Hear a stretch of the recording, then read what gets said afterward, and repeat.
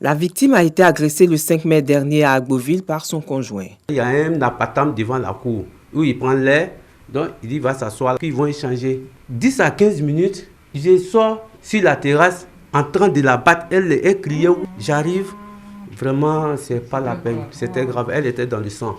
Alertée, la ministre Nasseneba Touré a tout mis en œuvre pour sa prise en charge médicale au CHU de Trècheville. Elle est en sécurité depuis l'intervention. Donc le professeur Conan a donné les instructions même pour que le reste des soins se fassent en ambulatoire. Donc je pense que son état de santé est bon. Pour nous c'était assez préoccupant, mais on savait que voilà, il y avait quelque chose à faire.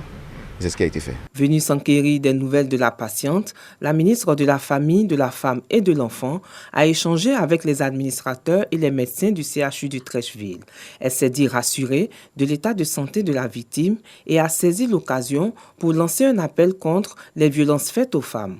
Selon ONU Femmes, dans le monde, 35% des femmes ont subi au moins une fois des violences physiques ou sexuelles de la part d'un partenaire ou d'une autre personne. Aujourd'hui, elle est en pleine forme, elle va très bien. Et nous voudrons vraiment lancer un appel au plan national. Nous voudrions que les populations se saisissent des numéros verts qui existent, le 116 et le 1308, pour pouvoir nous aider à sauver des vies. Et nous sommes aujourd'hui au niveau de zéro tolérance dans la violence faite aux genre. Au matin du mercredi 5 mai dernier, Madiara Fofana, garde pénitentiaire en service à Agboville, a été agressée violemment par son conjoint.